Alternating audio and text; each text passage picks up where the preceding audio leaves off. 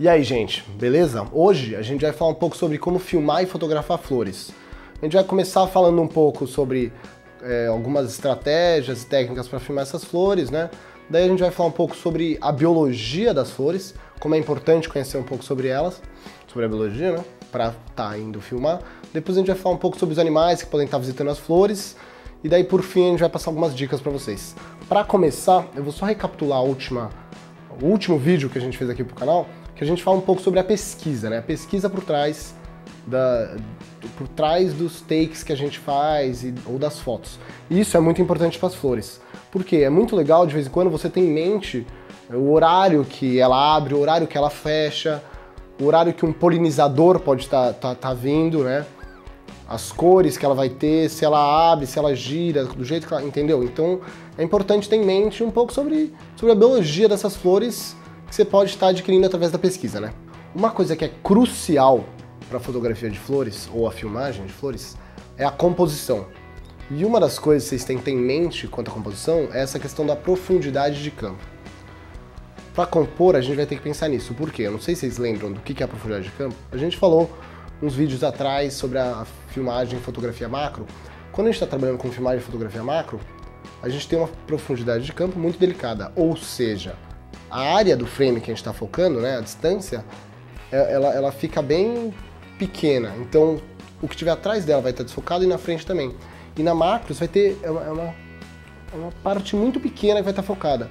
Então, quando você estiver compondo, você vai ter que pensar nisso. Pensar no que você vai ter que deixar em foco.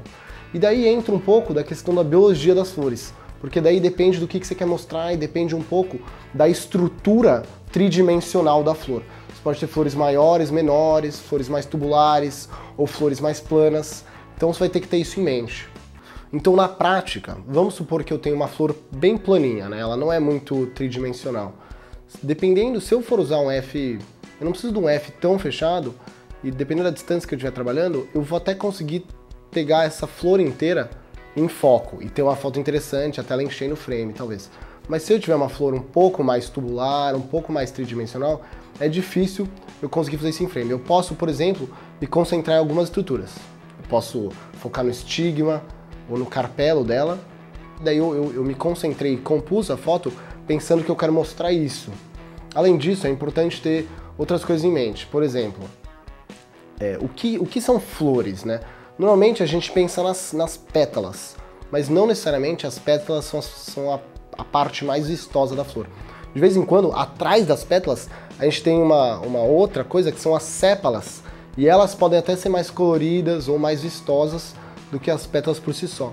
E daí elas podem estar numa distribuição simétrica ou assimétrica, e daí isso também tem que entrar na questão da composição. Se vocês querem mostrar essa simetria ou não, de vez em quando é interessante você fotografar elas de frente até e mostrar essa simetria. De vez em quando você quer mostrar de frente essa assimetria, mas algumas vezes é interessante a gente passar também, através da fotografia, um ponto de vista que não é usual. Então, em vez de eu fotografar de frente, eu posso fotografar um pouco mais de lado, até de baixo de vez em quando. Pode soar estranho, mas talvez fique interessante. De outra parte linda da fotografia de flor é que a gente pode se surpreender e ter até um visitante de vez em quando, né? A gente vai ter diversos animais que podem estar visitando as flores. Começando pelos insetos, que podem ser polinizadores, vamos supor uma pequena abelha. E ela vai lá e poliniza, e de vez em quando é interessante mostrar isso. E eles têm cores e formas as mais diversas. Outra interação interessante que você pode fotografar nas flores você tem os polinizadores, você pode ter um predador do polinizador vindo. As plantas, até através de interações químicas, podem atrair esses predadores. Isso é uma coisa que é interessante de ser fotografada.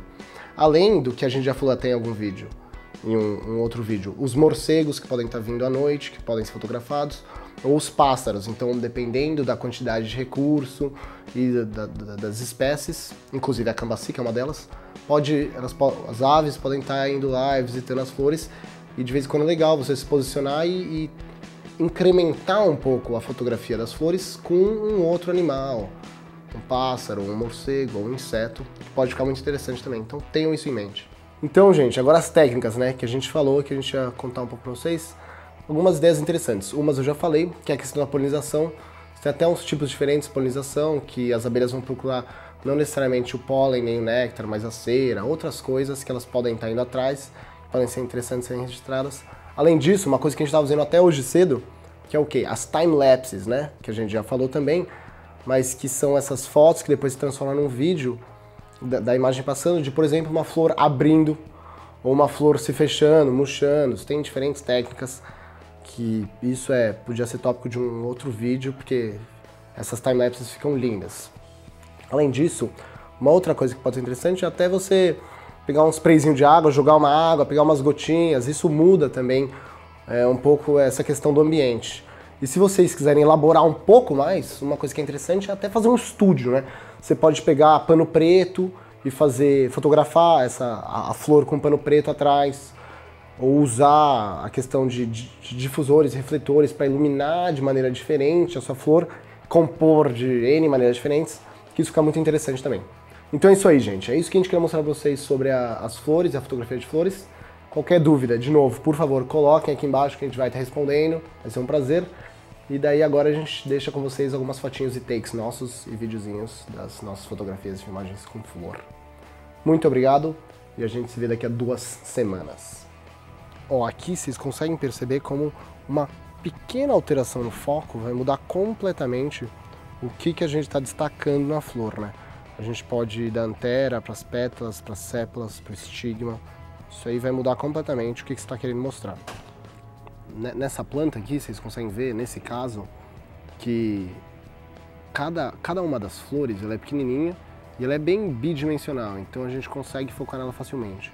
Mas a estrutura toda, que a gente chama de inflorescência, esse conjunto de pequenas flores, ela é uma coisa mais tridimensional e dela é um pouco mais difícil de trabalhar com, difícil de focar, né? Aqui a gente tem uma velha conhecida nossa, né? A margarida. E ela é um exemplo clássico do que a gente acha que são flores, mas na verdade são inflorescências, né? No centro dela, essa parte amarelada, são várias flores pequenininhas. Tem flores ali mesmo, mas é um conjunto de flores. E o que a gente acha que são pétalas, na verdade são flores que são modificadas em pétalas, e daí a gente tem em volta da margarida, né? Mas daí a gente acha que é uma flor, mas na verdade não é, né? É uma inflorescência, são várias flores em uma. E essa flor aqui, que bonita. Bonita, né? Não. Isso aqui não é uma flor. Vocês estão errados. A gente tem a flor mais pra cá, ó. Vocês conseguem ver? Nesse cantinho aqui, isso na verdade é a flor.